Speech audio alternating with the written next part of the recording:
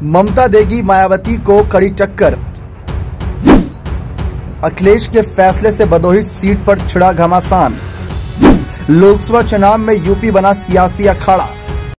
जी आप सभी को बता दें कि लोकसभा चुनाव के मद्देनजर इस बार समाजवादी पार्टी ने अपना पुराना वादा निभाया और Bhadohi seat all India Trinamool Congress के खाते में दे दी, जिससे कि ममता बनर्जी की पार्टी ने यहां पर अपने प्रत्याशी का ऐलान भी किया।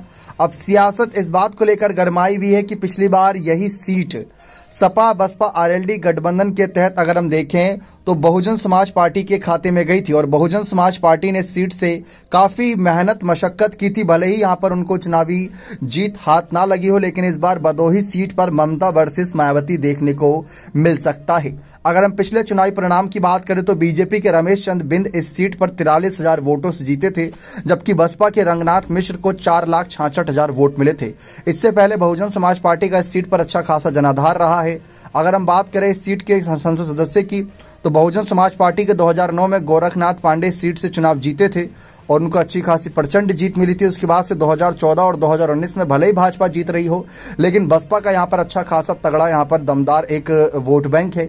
लेकिन उसी को चुनौती देने के लिए इस बार ऑल इंडिया तृणमूल कांग्रेस की तरफ से ललितेश त्रिपाठी को चुनावी मैदान में उतारा, जबकि बीजेपी ने फिर से यहाँ पर कह सकते हैं कि बिंद समुदाय से विनोद कुमार बिंद को टिकट दिया है।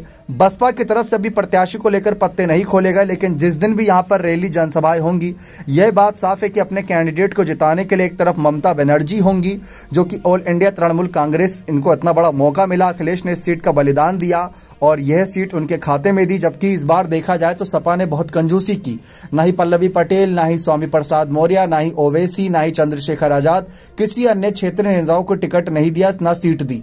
लेकिन यहां पर ऑल इंडिया तृणमूल कांग्रेस को सीट देना इस बात को इशारा करता है कि सपा उन पर मेहरबान थी और अपना पुराना किया हुआ वादा निभाती नजर आई।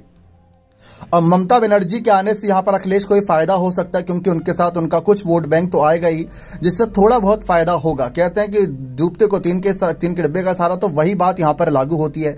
लेकिन पिछली बार बसपा के प्रत्याशी ने यहां पर कड़ी चुनौती दी थी, इस बार भी उनकी नजरें रहेंगी कि इस सीट पर एक बार फिर से अपना अधिकार जमाया जाए। लेकिन दूसरी तरफ ममता बनर्जी इतनी आसानी से इस सीट को जाने नहीं देंगी। लेकिन भाजपा की मजबूत दावेदारी है, क्योंकि पिछली बार तो भाजपा के साथ सिर्फ एक ही दल था, अपना दल सोनेलाल पार्टी, लेकिन इस बार उनके साथ आरएलडी, संजय निषाद, ओम प्रकाश राजभर जैसी कुछ मुख्य क्षेत्रीय पार्टियां भी जुड़ती नजर आई हैं। क्या लगता है कि भदोही सीट पर इस बार बसपा बाजी मार पाएगी या ममता और मायावती के जाल आपस में फंसते नजर आएंगे और जिसकी वजह से भाजपा आसानी से जीत जाएगी?